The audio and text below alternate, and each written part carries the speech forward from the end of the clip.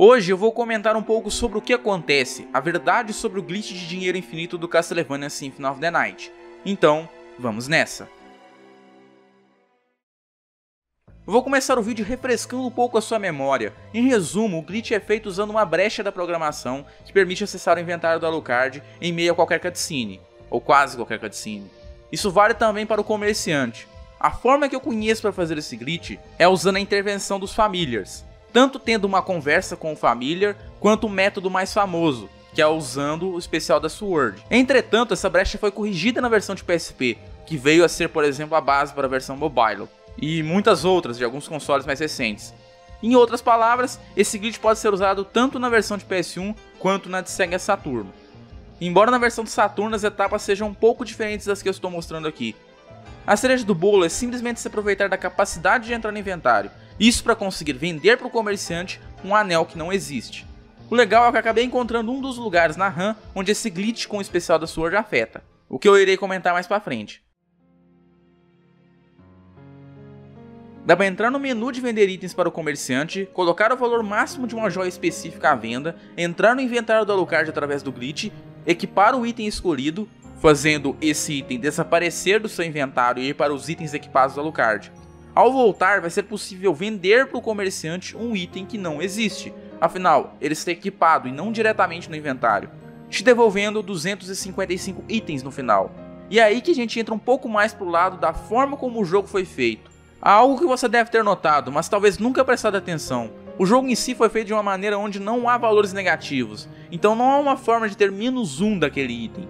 Já com essa informação, é possível deduzir o que está acontecendo. A gente está vendendo um item a mais para o comerciante que não existe, ultrapassando, digamos, o valor 0, e não tem valores negativos. A quantidade máxima de itens acumuláveis em jogo é de 99 itens, independente do item.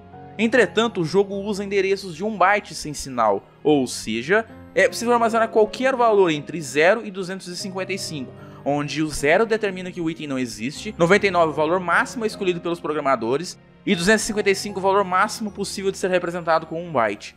Se o jogo não tivesse essa limitação de 99 itens, ao acumular 255 itens e pegar mais um desse item, totalizando 256, automaticamente seria estabelecido o valor 0 para esse item, o que resultaria em desaparecer o item do seu inventário. Isso acontece devido a ter somente 1 byte de espaço, 8 bits, 8 casas binárias, onde a combinação máxima de 0 e 1 nessas 8 casas totaliza 256 combinações diferentes. Precisaríamos de 9 bits para representar 256, o que não é possível com somente 8 casas. E para representar valores negativos há várias formas, mas seria necessário 1 byte só para determinado sinal, ou dividir os 256 combinações diferentes entre valores negativos e positivos.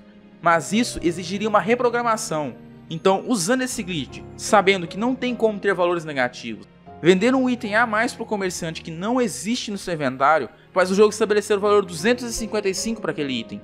O valor mais alto em decimal que pode ser representado usando 1 byte, ou melhor, 8 bits. Um exemplo muito louco. A quantidade de vida dos personagens usa 2 bytes. Dá para representar mais de 60 mil pontos de vida, se não houvesse um limite de HP em 9.999. Se você tivesse o valor máximo de 2 bytes como capacidade de HP e pegasse mais uma jarra de vida, provavelmente o jogo voltaria para 0 de capacidade de HP, ou um valor próximo a isso. E outros exemplos, como dinheiro XP, usam 4 bytes. O limite deles seria algo tipo superior a 4 bilhões. Esse glitch em questão funciona com qualquer item do jogo que possa ser vendido para o comerciante. Embora no jogo original só é possível vender para ele os anéis, mexendo tanto diretamente na memória RAM quanto na ROM, o arquivo do jogo, é possível mudar esses itens que podem ser vendidos para o comerciante, o que abre novas possibilidades de glitches de multiplicação com outros itens das versões modificadas do jogo. Por último, eu quero falar sobre o endereço na RAM que eu comentei no início, que é alterado pelo glitch da Sword. Dê uma olhada você mesmo. O valor 0 nesse endereço significa que eu não posso acessar o inventário, e o valor 1 significa que eu posso. O que acontece ao fazer o glitch é que por algum motivo o valor é atualizado para 1. Talvez o jogo torne a pensar que o personagem está no jogo normal depois de usar essa habilidade, vai saber.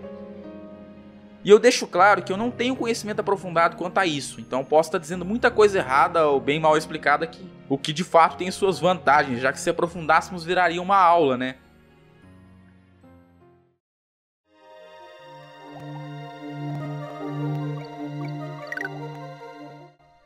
Bom, estamos no final do vídeo. Se você tiver alguma sugestão, qualquer ideia, mande nos comentários que eu irei ler na hora.